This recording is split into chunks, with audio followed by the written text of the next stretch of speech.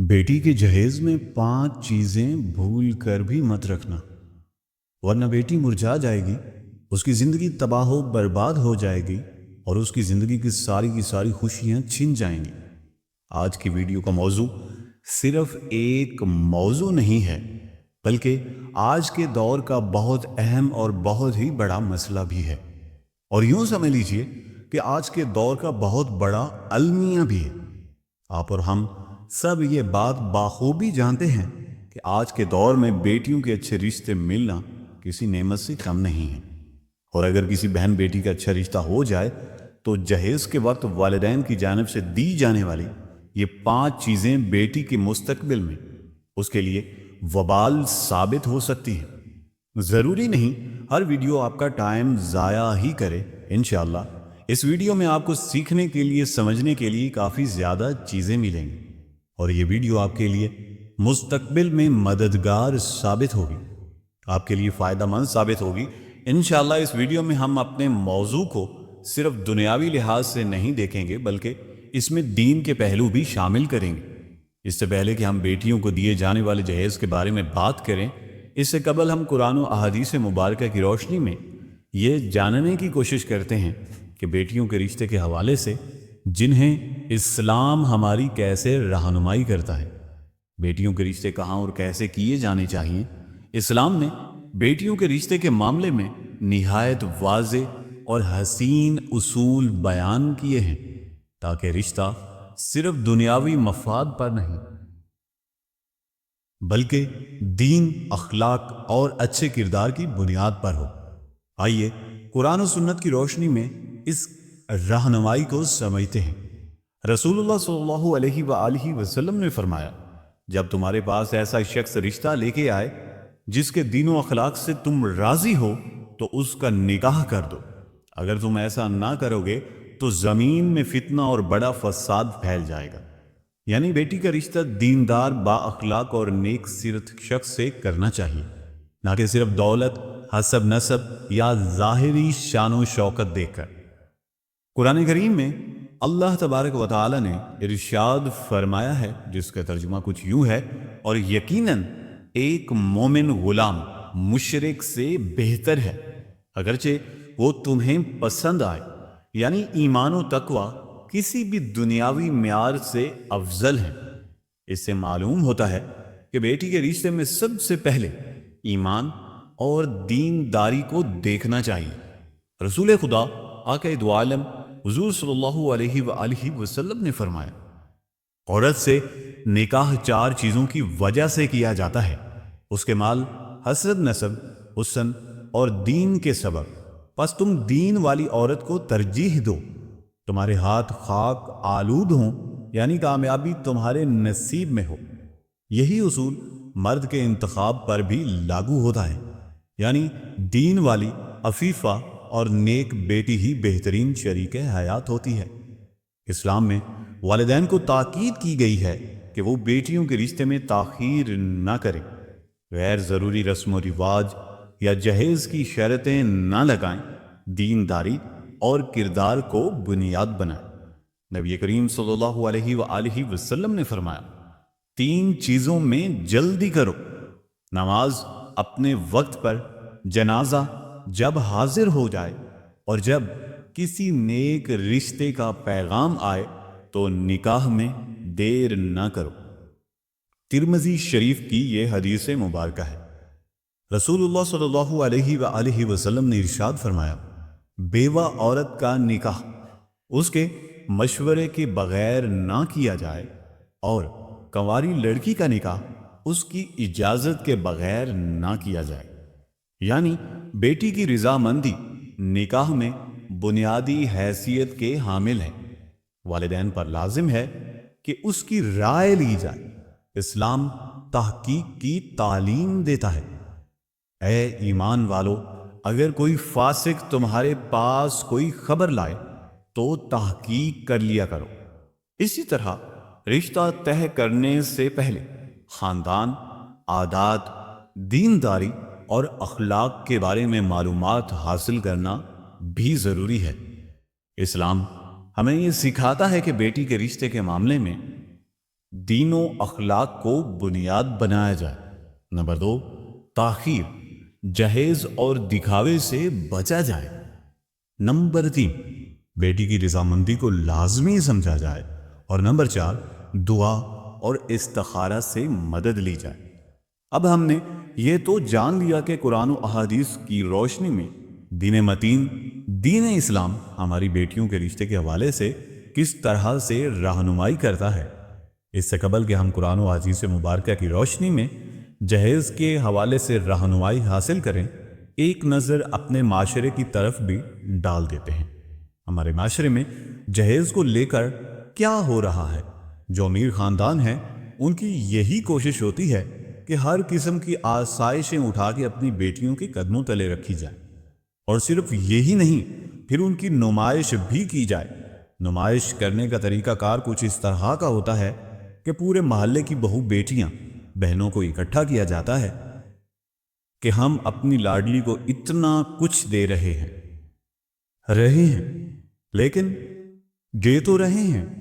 اسی پنڈال میں موجود اس غریب مزدور کی بیٹی بھی شامل ہوتی ہے جو کہ اپنی بیٹی کو 3 کپڑے بھی اچھی طرح سے نہیں دے سکتے۔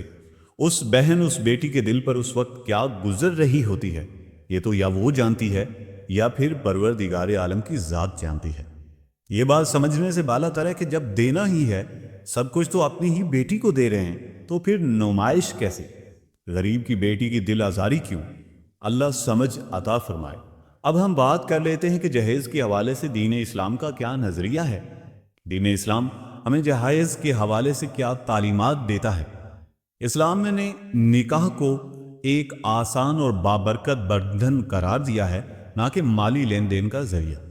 اللہ تعالیٰ قرآن مجید میں فرماتے ہیں، اور عورتوں کو ان کے مہر خوش دلی سے دیا کرو۔ اس آیت سے واضح ہوتا ہے کہ نکاح میں دینے والی چیز مہر ہے، جہیز نہیں۔ مہر شوہر کی طرف سے بیوی کو دیا جاتا ہے، نہ کہ والدین کی طرف سے شوہر کو کچھ دیا جائے۔ یعنی اسلام نے دینے کا حکم لڑکی کے والدین کو نہیں بلکہ لڑکے کو دیا ہے۔ نمبر 2، نبی کریم صلی اللہ علیہ وآلہ وسلم کا طرز مبارک۔ رسول اللہ صلی اللہ علیہ وآلہ وسلم کی بیٹیوں کے نکاح بہترین نمونہ ہیں۔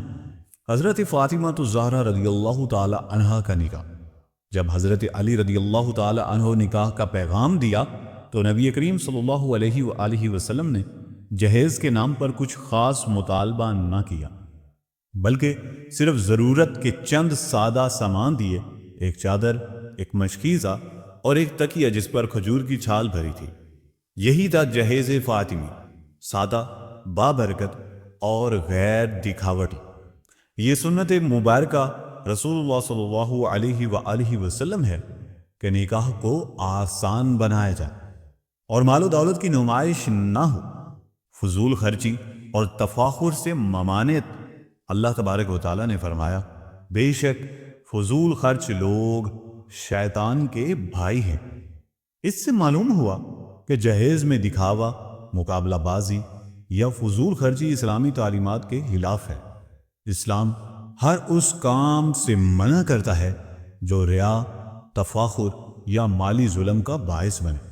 نمبر 4، جہیز دینا واجب نہیں۔ اسلامی فقہا کا اجماع ہے کہ جہیز دینا شرعاً واجب نہیں، بلکہ اگر والدین اپنی خوشی سے کچھ دینا چاہیں تو وہ ہدیہ یا تحفہ کے طور پر درست ہے، مگر اسے لازم یا شرط بنانا گناہ ہے۔ جہیز ثواب کی نیت سے دیا جا سکتا ہے، لیکن شرط، رسم یا معاشرتی دباؤ کے تحت دینا گناہ اور ظلم ہے۔ نمبر 5، لڑکے والوں کے مطالبات، ظلم اور حرام۔ نبی کریم صلی اللہ علیہ وآلہ وسلم نے فرمایا، جس نے کسی سے کوئی چیز ظلم کے ساتھ لی وہ قیامت کے دن آگ کا طوق پہنائے گا۔ اگر کوئی لڑکا یا اس کے والدین جہیز مانگتے ہیں تو یہ ظلم اور حرام طریقہ ہے، حرام طریقے سے مال حاصل کرنا ہے۔ اسلام میں نکاح عبادت ہے، تجارت نہیں۔ اصل تعلیم، آسان نکاح۔ رسول اللہ صلی اللہ علیہ وآلہ وسلم نے فرمایا، سب سے زیادہ بابرکت نکاح وہ ہے جس میں خرچ کم ہو، یعنی نکاح میں برکت سادگی اور تقوی سے آتی ہے، جہیز یا شان و شوکت سے نہیں۔ اب ہم آج کے اپنے مین موضوع کی طرف چلتے ہیں کہ بیٹی کے جہیز میں آخر وہ 5 کون سی چیزیں ہیں جنہیں بھول کر بھی نہیں رکھنا چاہیے۔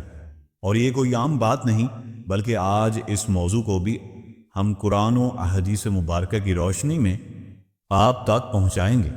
اسلامی تعلیمات اور اخلاق اصولوں کے مطابق جہیز میں کچھ ایسی چیزیں ہرگز شامل نہیں کرنی چاہیے جو یا تو گناہ کا سبب ہوں یا فتنہ، تکبر اور نمود و نمائش کا ذریعہ بن جائے۔ آئیے قرآن و سنت کی روشنی میں جانتے ہیں کہ وہ 5 چیزیں جو بیٹی کے جہیز میں ہرگز نہیں رکھنی چاہیے۔ نمبر 1، فخر دکھاوی کی چیزیں، ریاکاری کا سامان۔ قرآن کریم میں اللہ تبارک و تعالیٰ نے ارشاد فرمایا ہے، جس کا ترجمہ کچھ یوں ہے، اور فضول خرچی نہ کرو، بے شک فضول خرچ لوگ شیطان کے بھائی ہیں۔ مطلب یہ ہے کہ جہیز میں مہنگے برانڈز، سونے چاندی کے بے جا زیورات یا فخر دکھاوے والی چیزیں رکھنا حرام یا مکروہ عمل ہے۔ یہ عمل ریا، دکھاوا اور تفاخر غرور کے زمرے میں آتا ہے اور نکاح کی برکت کم کر دیتا ہے۔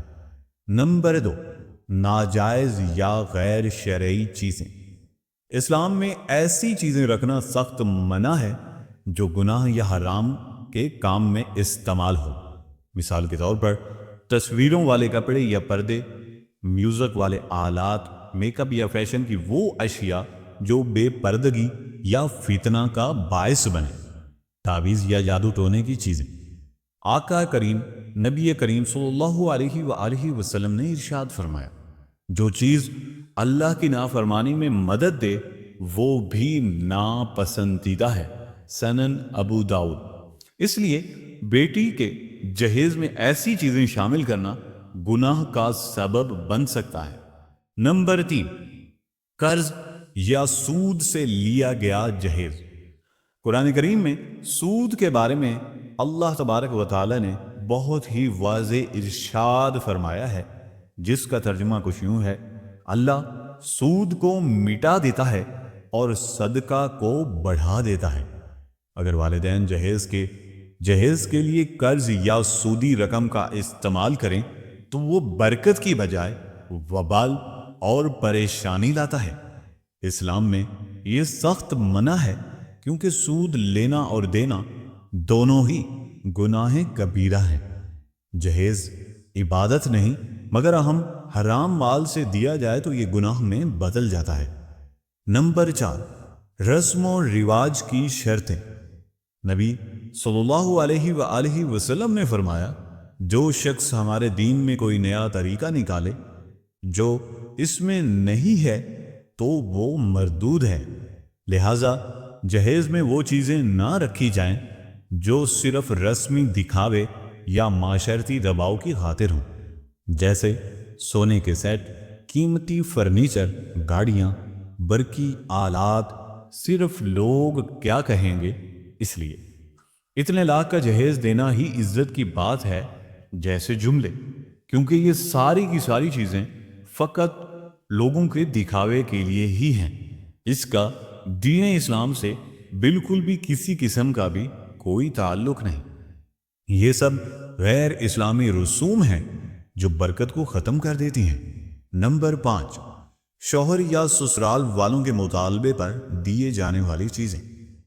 نبی کریم صلی اللہ علیہ وآلہ وسلم نے فرمایا، جو مال ظلم سے لیا گیا وہ آگ کا ایک ٹکڑا ہے۔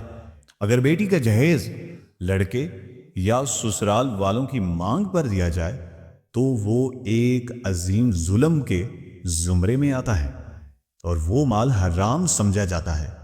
اسلام میں کسی کو یہ حق نہیں ہے کہ وہ بیٹی کے والدین پر مطالبہ یا دباؤ ڈالے۔ ایسا جہیز قبول کرنے والا بھی گناہگار قرار پاتا ہے۔ اللہ پاک ہم سب کو حضور نبی کریم صلی اللہ علیہ وآلہ وسلم کی مبارک سنت پر زندگی گزارنے کی توفیق عطا فرمائے۔ اور ہم سب کو راہ ہدایت نصیب فرمائے، آمین ثم آمین۔ اگر آپ کو ہماری یہ ویڈیو پسند آئی ہو، اپنی قیمتی رائے کا اظہار کمنٹ سیکشن میں ضرور کیجیے گا۔ ملتے ہیں نیکسٹ